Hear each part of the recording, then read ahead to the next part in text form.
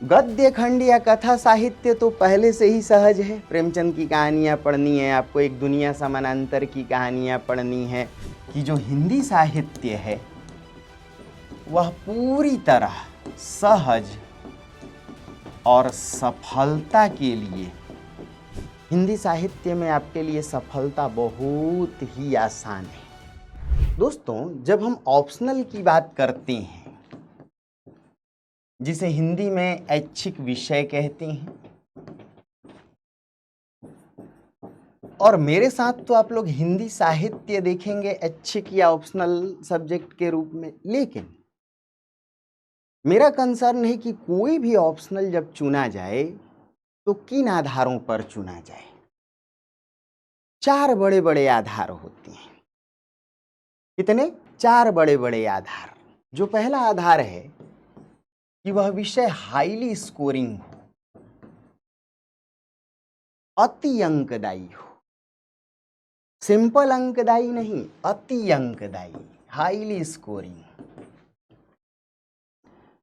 अब पिछले 10-12 वर्षों से एक चीज तो प्रमाण मिल गया है कि हिंदी साहित्य से अधिक स्कोर देने वाला, अंक देने वाला और कोई ऑप्शनल नहीं है। दूसरी बात कि कोई भी ऑप्शनल सहज हो और रुचिकर हो। बचपन की एक बात याद रखिए, जब आप 10th या 11th की परीक्षा दे रहे थे, 12th की परीक्षा, तो एक ऐसा विषय था हिंदी साहित्य जिसको हम खूब इत्मीनान से एक ही दिन पढ़ के जाते थे। याद कीजिए, बाकी सारे सब्जेक्ट सालों भर पढ़ते थे और तो भी परीक्षा देने वाले दिन हम डरते थे। यानी कोई भी विषय सहज तब माना जाता है, रुचिकर तब माना जाता है जब कम पढ़ें और अंक, स्कोर, मार्क्स अधिक आए। हिंदी साहित्य को परीक्षा वाले दिन ही पढ़ के जाते थे और गाना गाते गुनगुनाते जाते थे। इसीलिए एक चीज तो तय है कि ये रुचिकर भी है, सहज भी है, रटना नहीं पड़ता है। तीसरी बात हमेशा याद रखिए कि जो विषय रटंत ना हो, हिंदी साहित्य इस मामले में सबसे अव्वल है। किस्सा, कहानी, कथा साहित्य को हम बचपन से पढ़ते आए हैं, सुनते आए हैं और कभी दोबारा रटने की जरूरत नहीं पड़ी। हिंदी साहित्य के जो टॉपिक हैं, अब मान लीजिए तुलसी की कविता पढ़ रहे हैं तो सीता और राम कौन थे आपको जानने की आवश्यकता नहीं है। सूरदास की कविताओं को पढ़ रहे हैं तो राधा और कृष्ण, गोपियों के विषय में हम बचपन से जानते हैं। प्रेमचंद की कहानियों को, उनके उपन्यासों को पढ़ रहे हैं तो हम लोगों को मालूम है कि खेती, खलिहान, कृषि, खेत, घर, अलगी ओझा, परिवार, संयुक्त परिवार, किसानों की पीड़ा, ये है क्या, इन चीज़ों से हम पहले से परिचित हैं।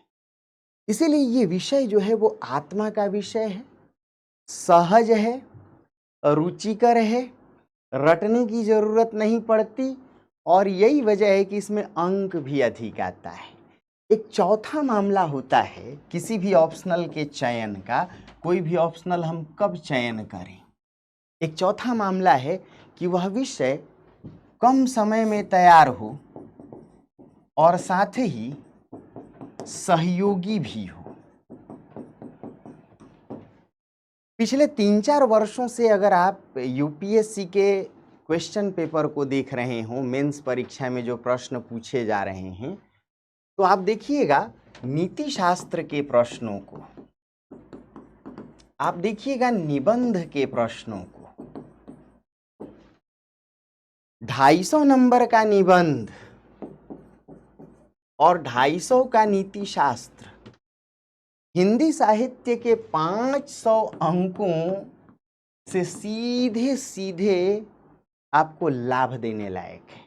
यानी ये जो 500 अंक हैं, इनमें आपको बहुत बड़ी मदद मिलेगी हिंदी साहित्य को पढ़ के। हिंदी साहित्य के सीधे सीधे टॉपिक अब निबंध में पूछे जा रहे हैं, सीधे सीधे मुद्दे नीति शास्त्र में पूछे जा रहे हैं। तो भाई, जब एक तीर से 3-3 शिकार कर रहे हैं, 500 नंबर का ऑप्शनल पढ़ करके नीति शास्त्र और निबंध को भी तैयार कर रहे हैं, तो कोई भी ऑप्शनल इन 4 आधारों पे चुनना चाहिए। एक तो पहले से अंकदायी हो, दूसरी बात सहज हो, रुचिकर हो। बचपन याद कीजिए, एक ऐसा विषय जिसे हम पढ़ने से कभी भी कतराते नहीं थे, जी नहीं घबराता था, मन नहीं लगता था तो किस्सा कहानी पढ़ते थे, हिंदी पढ़ते थे। इसलिए ये रुचिकर है, रटंत बिल्कुल नहीं है, कम समय में तैयार और अन्य विषयों में लाभ देने वाला है। नीति शास्त्र, निबंध के सीधे सीधे आप लाभ हिंदी साहित्य से ले सकते हैं। तो एक तो बात हुई कि किसी भी ऑप्शनल का चुनाव इन 4 आधारों पे करना चाहिए। इन चारों आधारों पर यदि हिंदी साहित्य की समीक्षा करें तो हिंदी साहित्य अन्य विषयों से न केवल 20 पढ़ता है बल्कि 21-22 पढ़ता है। बाकी विषय यदि 17-18 तो ये समझिए 20-22, और ये अतिशयोक्ति नहीं है, ये कोई बढ़ा चढ़ाकर कही गई बात नहीं है, बल्कि आप इसका लाभ खुद ही ले सकते हैं और खुद समझ सकते हैं। मुझे लगता है कि हाथ कंगन को आरसी के आजकल ये बातें बहुत प्रामाणिक हो गई हैं। दोस्तों, अब एक दूसरी बात होती है कि जब हम किसी विषय को पढ़ें तो उसको पढ़ने से कहीं हमारी जीएस की पढ़ाई तो बाधित नहीं हो रही है, या उस विषय को तैयार करना बहुत जटिल तो नहीं हो गया है। हिंदी साहित्य के 4 पोर्शन हैं, 2 प्रश्न पत्र हैं, फर्स्ट और सेकंड, दोनों को मिला करके 4 खंड हैं। कितने खंड हैं? 4 खंड। जो पहला खंड है वो भाषा खंड है। पहले खंड को क्या कहते हैं? भाषा खंड। दूसरे खंड को साहित्य का इतिहास। खूब ध्यान से सुनिएगा, मन में कोई डाउट नहीं रहेगा, सुनते जाइएगा तो लगेगा कि ये विषय अपने आप तैयार होने वाला है। और शिक्षक की अगर थोड़ी मदद मिल जाए, शिक्षक की उंगली पकड़ लें तो सारी कठिनाई बची खुची और जो है वो दूर हो जाएगी, सफलता सुनिश्चित हो जाएगी। तो पहला खंड भाषा खंड है, दूसरा साहित्य इतिहास, तीसरा खंड कविता है और चौथा खंड जिसे गद्य खंड या कथा साहित्य कहते हैं। दोस्तों, गद्य खंड या कथा साहित्य तो पहले से ही सहज है। प्रेमचंद की कहानियाँ पढ़नी है आपको, एक दुनिया समानांतर की कहानियाँ पढ़नी है, और वो सब कहानियाँ हमारे जीवन से जुड़ी हैं। उपन्यास पढ़ने हैं, प्रेमचंद का गोदान पढ़ना है, रेणु जी का मैला आंचल, ऐसे ही बहुत मार्मिक उपन्यास यशपाल का दिव्या है, और साथ ही आज का राजनैतिक यथार्थवादी उपन्यास महाभोज है। आपको लगेगा जैसे हम ये जीवन जी रहे हैं, हम इस सिलेबस के हिस्से हैं। तो अगर ये आप टेक्स्ट बुक खरीद करके अपने से भी पढ़ते हैं तो तैयार कर लेंगे, अन्यथा शिक्षक अगर आपको क्लास में बता दे तो इसके प्रश्न उत्तर करना बहुत आसान हो जाता है, जो चौथा खंड है। कविता खंड में कुल 12 रचनाकारों को पढ़ना है, कबीर से लेकर के नागार्जुन तक जैसे कवियों को पढ़ना है। जैसे आपको कबीर पढ़ना है, सूरदास, तुलसीदास, जायसी, बिहारी, मैथिली शरण गुप्त, निराला को पढ़ना है, जयशंकर प्रसाद, और इनकी कविताएं पूरी तरह नहीं पढ़नी है। ये जो कविता खंड है, जैसे मान लीजिए कबीर, तो आप कबीर को पढ़ रहे हैं तो मात्र 100 पद पढ़ना है, जिसमें से 40-50 हम लोगों को बचपन से याद है। पाहन पूजे हरि मिले तो मैं पूजूं पहाड़, ताते तो चाकी भली जो पीस खाए संसार, काकर पाथर जोर के मस्जिद लिया चिनाए, ता ऊपर मुल्ला चढ़ी बांग दे क्या बहरा हुआ खुदाए, लाली मेरे लाल की जिद देखूं उतलाल। तो बहुत सारे पद तो बचपन से याद हैं, इसीलिए ये विषय रुचिकर है, सहज है और कम पढ़ना है। सिलेबस बहुत संक्षिप्त है, शिक्षक मेहनत करता जाए और आप उसको सुनते जाएं, उसकी बात को लिखते जाएं, तो आपको बहुत कुछ करने की जरूरत नहीं है। ये जो साहित्य का इतिहास है, ये और भी आसान खंड है। आपको इसमें कालों के बारे में पढ़ना है, आदिकाल क्या है, भक्ति काल क्या है, तो आदिकाल से लेकर के आधुनिक काल तक आपको पढ़ना है। पूरी तरह कंसेप्चुअल है, मैथमेटिकल है, वैज्ञानिक है। एक बार अगर आप समझ गए, अब जैसे रीतिकाल का क्या मतलब होता है, तो रीति का अर्थ एक पद्धति या परंपरा। एक परंपरा या एक शैली या एक परिपाटी या पद्धति को ही रीति कहते हैं। समझिएगा कितना आसान है।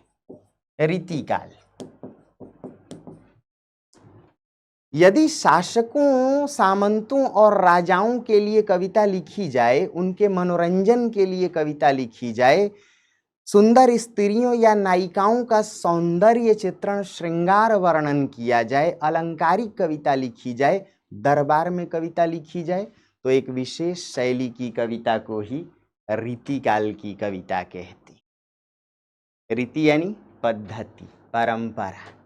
जहाँ शासक सामंतों के लिए कविता लिखी जाए, दरबारी परिवेश में कविता लिखी जाए, नायिकाओं का सौंदर्य चित्रण या श्रृंगार वर्णन किया जाए, शासकों के मनोरंजन के लिए कविता लिखी जाए, अलंकारों से सजी कविता लिखी जाए, भाषा सुंदर हो, तो ऐसी कविता को रीतिकाल की कविता कहते हैं। ये खंड पूरी तरह कंसेप्चुअल है। एक बार कंसेप्ट आपने समझ लिया तो इसके सारे अंक आपको मिलेंगे। जो भाषा खंड है, पहला खंड, इसे भाषा विज्ञान भी कहते हैं। और इसे भाषा विज्ञान इसलिए कहते हैं क्योंकि ये विज्ञान की तरह नंबर देता है। आप कहीं ना कहीं के तो होंगे भाई, हम सब कहीं ना कहीं के हैं।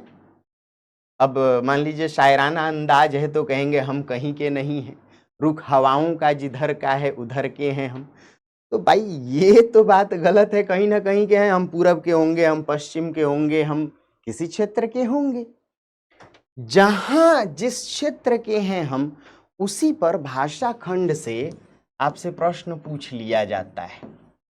अब जैसे मान लीजिए कि बिहारी हिंदी की विशेषताएं, भाषा खंड में ऐसे ऐसे प्रश्न आते हैं। बिहारी हिंदी की विशेषताएं, देखिए कितना आसान है। जो लोग पूर्वी यूपी और बिहार से हैं, यानी जिनकी भाषा भोजपुरी है, जिनकी बोली भोजपुरी है, जिनकी बोली मगही है, जिनकी बोली मैथिली है, तो इन तीनों को बिहारी हिंदी कहते हैं। बिहारी हिंदी बोलने वाले संज्ञा के एक रूप नहीं बोलते, बल्कि सामान्य और दीर्घ के साथ साथ तीसरा रूप दीर्घतर रूप भी बोलते हैं। जो लोग बिहार वगैरह से हैं, पूर्वी यूपी से, समझिएगा, हम सिर्फ पानी नहीं कहते, पनिया भी कहते हैं। बाल नहीं बलवा, नाक नहीं नकिया, आंख तो आंख आँखिया भी, मास्टर भी मास्टरवा भी, और एक इसका तीसरा रूप भी है, मास्टर मास्टरवा मास्टरौना। समझिएगा, कुत्ता कुतवा कुतौना, है ना। लेकिन बिहारी हिंदी में तीन की जगह ये दो रूप तो हर हाल में बोले ही जाते हैं। लड़िका लड़िकवा, बच्चा बचवा, किताब किताबिया, साइकिल साइकिलवा साइकिलिया, है ना। अब आपने एक विशेषता लिख दी कि बिहारी हिंदी में संज्ञा के सामान्य और दीर्घ रूप देखे गए। जो लोग अवध क्षेत्र से हैं, तो मान लीजिए अवधि की विशेषता पूछी गई पूर्वी हिंदी की। अवधि में संज्ञा के तीन रूप बोले जाते हैं, जो अभी आपको बताया, मास्टर मास्टरवा मास्टरौना, कुत्ता कुतवा कुतौना। बिहारी हिंदी में संज्ञा के दो रूप और अवधि या पूर्वी हिंदी में तीन रूप। बिहार वाले बोलते हैं कुत्ता कुतवा, लेकिन अवध क्षेत्र आ जाइए तो कुत्ता कुतवा कुतौना, हाथी हथवा हथौना। बिहार वाले सिर्फ मास्टर मास्टरवा बोलते हैं, लेकिन अवध क्षेत्र आ जाइए तो तीसरा रूप भी है, दीर्घतर रूप भी, मास्टरौना। अब मान लीजिए जो लोग पश्चिम के हैं, कोई राजस्थान से है, कोई हरियाणा से है, कोई पश्चिमी यूपी से है, पश्चिमी उत्तर प्रदेश से है, तो पश्चिमी क्षेत्रों में पश्चिमी हिंदी में, राजस्थानी हिंदी में संज्ञा सिर्फ सामान्य रूप में बोली जाती है, सिर्फ एक रूप है। सिर्फ कुत्ता, सिर्फ मास्टर, सिर्फ पानी, सिर्फ ग्लास, सिर्फ रोटी, सिर्फ नाहक, सिर्फ आंख, सिर्फ बाल। तो पश्चिमी हिंदी में संज्ञा सिर्फ सामान्य रूप में देखी जाती है, एक रूप में, लेकिन बिहारी हिंदी में संज्ञा 2 रूपों में देखी जाती है और अवधी में संज्ञा 3 रूपों में, सामान्य, दीर्घ, दीर्घतर। आपने 1 पॉइंट लिखा और 3 अंक आपके हो गए, इसलिए इसे भाषा विज्ञान कहते हैं। अब समझिए कि आपका सिलेबस अगर ऐसे चल रहा है तो ये भाषा खंड विज्ञान की तरह है, बहुत रटंत नहीं है, ये कंसेप्चुअल है। कविता को समझना जीवन की अनुभूति को समझना है। और चौथा गद्य खंड कथा साहित्य, जिसमें कहानी, नाटक, उपन्यास, वो सबसे सहज रुचिकर है। इसीलिए कुल मिलाकर के आप कह सकते हैं कि जो हिंदी साहित्य है वह पूरी तरह सहज और सफलता के लिए उपयोगी है। सिलेक्शन ओरिएंटेड ये विषय है और यही वजह है कि चाहे आप किसी भी बैकग्राउंड के हों, आप साइंस पढ़े हों, आप विज्ञान पढ़े हों, आप कॉमर्स पढ़े हों, आप कला के कोई सब्जेक्ट पढ़े हों, आर्ट्स में हिस्ट्री वगैरह पढ़े हों, ज्योग्राफी पढ़े हों, फर्क नहीं पड़ता। आप इंजीनियर हों, डॉक्टर हों, एमबीए करके आए हों, हिंदी साहित्य में आपके लिए सफलता बहुत ही आसान है। क्यों? रटंत नहीं है, बचपन से हम बहुत सी चीज़ों को जानते हैं। इसका मतलब है कि ये जो विषय है वो हमारी सामाजिक पृष्ठभूमि का विषय है। किसका विषय है? हमारे सोशल बैकग्राउंड का विषय है। हिंदी साहित्य में आप जितने टॉपिक पढ़ेंगे, खेती बाड़ी, घर, शहर में रहना, गांव में रहना, संयुक्त परिवार, एकल परिवार, पति पत्नी का संबंध, विवाह क्यों विच्छेद होता है या विवाह जैसे संबंध क्यों टूट रहे हैं, संयुक्त परिवार और विवाह जैसी संस्थाएं अब क्यों कमजोर हो रही हैं, स्वच्छंद जीवन किसे कहते हैं, आप इन्हीं मुद्दों को हिंदी साहित्य के टॉपिक में पढ़ रहे हैं और ये हमारी सामाजिक पृष्ठभूमि से जुड़े हुए टॉपिक। इसलिए विषय सोशल बैकग्राउंड का है, हमारी सामाजिक पृष्ठभूमि का है, हमारे जीवन से जुड़ा हुआ है, व्यक्तिगत अनुभव का विषय है। हम जो जी करके आते हैं वही इस विषय में पढ़ते हैं और इसलिए ये सहज है। करेक्ट है? तो विषय के 4 खंड हैं, रटंत इसमें कुछ भी नहीं है। अब एक बात आती है कि हम इस विषय की तैयारी कैसे करें। 2 तरीका है। एक, आप सेल्फ प्रिपरेशन भी कर सकते हैं, आप स्वतः स्वयं से भी तैयारी कर सकते हैं। लेकिन जब आप स्वयं तैयारी करेंगे तो आपका समय थोड़ा अधिक लगेगा। क्या पढ़ें, क्या छोड़ें, ये एक अपने आप में समस्यामूलक बात है, चुनौतीपूर्ण बात है। और याद रखिए 100% सिलेबस पढ़ के कोई सेलेक्ट नहीं होता है, बल्कि आपको चयनित टॉपिक पढ़ना पड़ता है। आप ढंग से 60% सिलेबस तैयार कीजिए, हर हाल में सफल होंगे। तो जब आप स्वयं से तैयारी करेंगे तो ये टाइम टेकिंग होगा, अधिक समय लगेगा, समय साध्य होगा। टाइम टेकिंग को हिंदी में समय साध्य कहते हैं।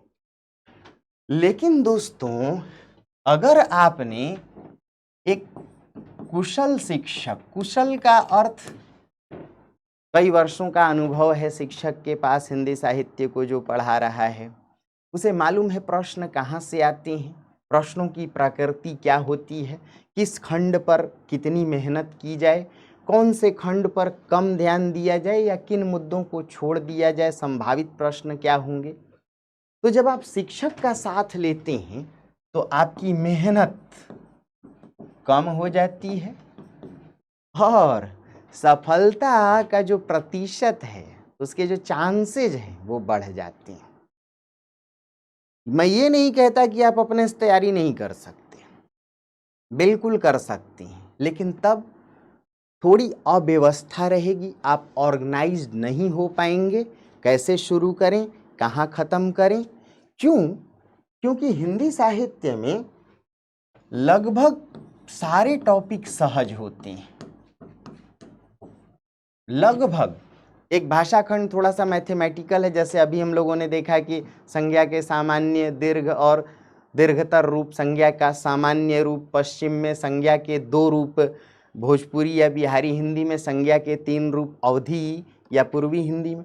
तो थोड़ा टेक्निकल है। अब अगर शिक्षक आपको समझा दे, लिखवा दे, तो आप जीवन में भूलेंगे नहीं, क्योंकि ये हम जी करके आते हैं। एक बात इसमें ध्यान देने लायक है कि सारे टॉपिक तो इसके सहज हैं, कठिन कुछ भी नहीं है, लेकिन इसमें जो सबसे बड़ी भूमिका है वो है आंसर राइटिंग की। किसकी है?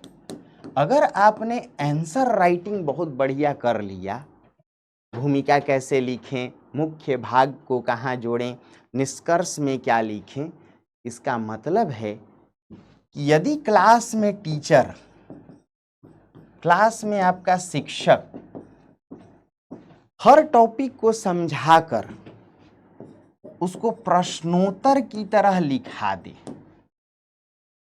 हर क्वेश्चन का आंसर आपको बोल बोल के डिक्टेट करके लिखा दे, क्योंकि अब इसके उत्तर बहुत बड़े नहीं आ रहे हैं।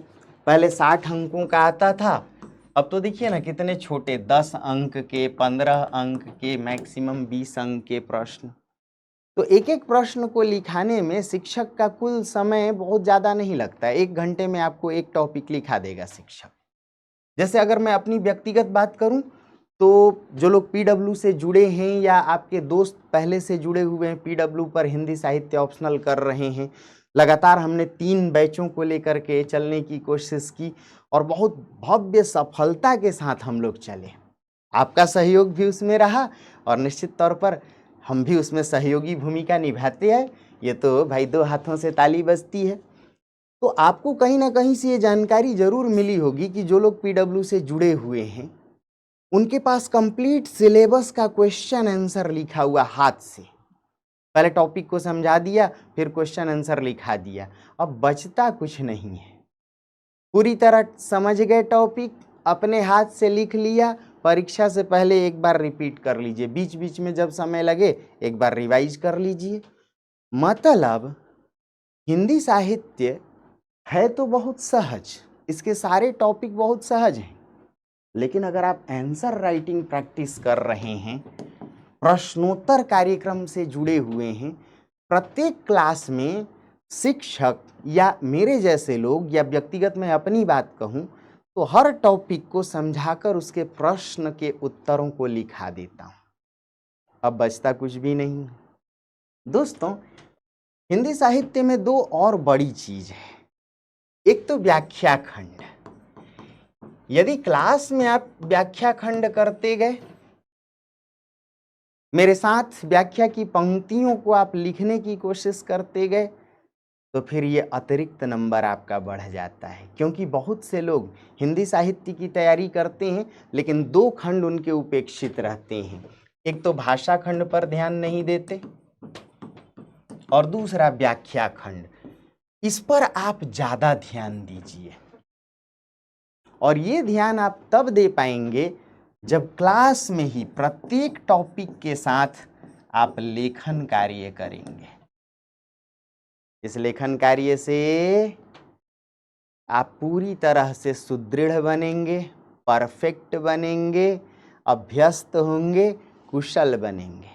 परीक्षा भवन में आपको नींद नहीं आएगी, और नींद में भी होंगे तो टॉपिक पूरी तरह से याद रहेगा, किस प्रश्न का उत्तर कैसे लिखना है। चूंकि आपने प्रयास किया है, प्रैक्टिस किया है, तो आप बहुत सफलता से लिख पाएंगे। दोस्तों, अब एक चौथी बात है कि हम पुस्तकों का क्या करें। देखिए, कुछ पुस्तक तो आपको लेने की बिल्कुल अनिवार्य आवश्यकता है। कुछ टेक्स्ट बुक हैं, जैसे कुछ उपन्यास वगैरह खरीदिए, कुछ कहानियों को ले लीजिए। 2 कहानियों के संकलन हैं, एक प्रेमचंद की कहानियाँ, एक दुनिया समानांतर, इसे ले लीजिए। निबंध का एक संकलन है, निबंध निलय, या चिंतामणि उसे ले लीजिए। इसके अलावा 4 उपन्यास हैं, ये 4 उपन्यास खरीद लीजिए। 3 नाटक हैं,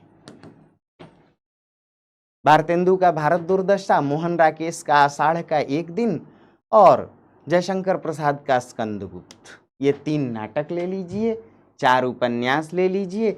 गोदान, महाभोज, दिव्या, मैला आंचल, 2 कहानी संकलन है, प्रेमचंद की कहानी और एक दुनिया समानांतर राजेंद्र यादव के द्वारा संकलित कहानी। इसके अलावा आपको टेक्स्ट बुक लेने की जरूरत नहीं है। क्यों? ये 3-4 तरह की किताबें लेकर के ही आपका काम चल जाएगा।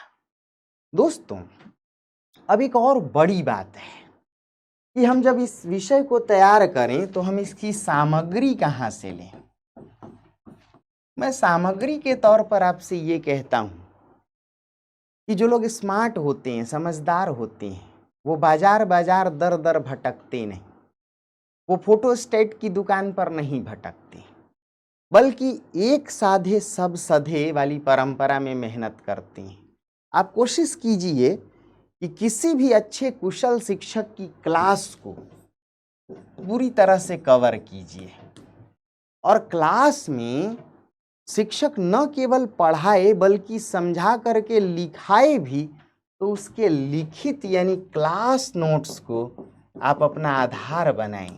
बहुत ज़्यादा इधर उधर भटकने की ज़रूरत नहीं है, क्योंकि आप देखेंगे कि सामग्री बहुत ज़्यादा है, उसको कैसे पढ़ें, कहाँ से पढ़ें, तो उतनी जो सामग्री है वो बोझिल सामग्री है। आप उस लेंदी सामग्री के पीछे न जा कर के शिक्षक के साथ आगे बढ़िए, एक एक टॉपिक को समझ करके लिखते रहिए, क्वेश्चन आंसर या आंसर राइटिंग फॉर्मेट करते रहिए, काफ़ी है। व्याख्या भाषा खंड पर विशेष मेहनत कीजिए। साहित्य इतिहास कंसेप्चुअल है, कविता जीवन शैली से जुड़ी होती हैं और कहानियाँ वगैरह तो बहुत सहज हैं। इन बातों को आधार बना करके आप चलते जाइए, आपको विशेष मेहनत करने की ज़रूरत नहीं। और एक सबसे बड़ी बात जो मेरी ओर से, भरोसा, अपने पर विश्वास कीजिए, शिक्षक पर विश्वास कीजिए।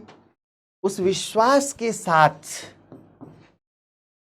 लगातार जो अनवरत मेहनत है, जिसके लिए हम लोग एक शब्द इस्तेमाल करते हैं, कंटिन्यूटी बनाए रखिए। आप अनवरत मेहनत कीजिए, बहुत ज़्यादा मेहनत की ज़रूरत नहीं है। आप कसम खा लीजिए कि हर रोज हम 4 घंटे पढ़ के रहेंगे। आप 3 घंटे पूरे जीएस को तैयार कीजिए घर में जा कर के, और 1 घंटा जरूर ऑप्शनल हिंदी साहित्य को दीजिए। करत करत अभ्यास के जड़मती होत सुजान। बहुत ज़्यादा मेहनत की ज़रूरत नहीं कि कोई कहे कि भाई 8-8 घंटे, 10-10 घंटे, 18-18 घंटे मैं पढ़ रहा हूँ। ये सब झूठ है, अफवाह है। आप तो 2 घंटे की क्लास कीजिए और घर जाकर के 1 घंटे और रिपीट कर लीजिए, रिवाइज कर लीजिए। 2 घंटे जीएस की क्लास कीजिए, 1 घंटे उसे भी रिवाइज कर लीजिए। कुल आप देखेंगे कि ये 4-5 घंटे से अतिरिक्त मेहनत नहीं। जब आपकी क्लास खत्म हो जाए तो जीएस की मेहनत को थोड़ा बढ़ा दीजिए, क्योंकि आपको न्यूज़पेपर भी पढ़ना है, मैगजीन भी पढ़ना है, उस पर भी मेहनत करें। हिंदी साहित्य को जब आपका सिलेबस क्लास में खत्म हो जाए तो यकीन मानिए 1 घंटे या आधा घंटे से अधिक समय मत दीजिए। किस्सा, कहानी, उपन्यास पढ़ते जाइए, बीच बीच में नोट्स को पलट करके पढ़ते जाइए। इतनी मेहनत काफ़ी है। अगर आपने अपने पर और शिक्षक पर विश्वास किया, अगर आपने अनवरत प्रयास या मेहनत किया, तो फिर दोनों को मिला करके अगर कोई इक्वेशन तैयार होता है तो उसे 100% सफलता कहते हैं। तो ढेर सारी शुभकामनाएं आप सबों को। खूब मेहनत कीजिए। आप जिस तरीके से पढ़ना चाहें पढ़िए। अगर हम जैसे लोग उसमें सहयोगी भूमिका निभाएं तो हमारे लिए ये गौरव का विषय होगा। आपको बनते देख करके लगता है जैसे हम बन गए। आप जब सफल होते हैं तो ऐसा लगता है जैसे हमारी जड़ें गहरी हो गईं, हमारी शाखाएं फैल गईं। आप सेलेक्ट होकर के कहीं केरल का डीएम होते हैं, आप सेलेक्ट होकर के कहीं यूपी, बिहार, झारखंड, हरियाणा में आप एसपी होते हैं, सचिव होते हैं, तो लगता है हम बन गए। अर्थात हमारी जो मेहनत है वो आप ही को सिर्फ नहीं बनाती, बल्कि हम भी उसमें बनते हैं। आप सेलेक्ट होते हैं और हमें लगता है कि हम बन गए। तो बहुत बहुत शुभकामनाएं, खूब मेहनत कीजिए। आपके स्वर्णिम उज्जवल भविष्य के लिए ईश्वर के आगे हम लोग हमेशा विनयशील हैं और आपके लिए अनंत शुभकामनाएं, स्नेह। थैंक यू दोस्तों।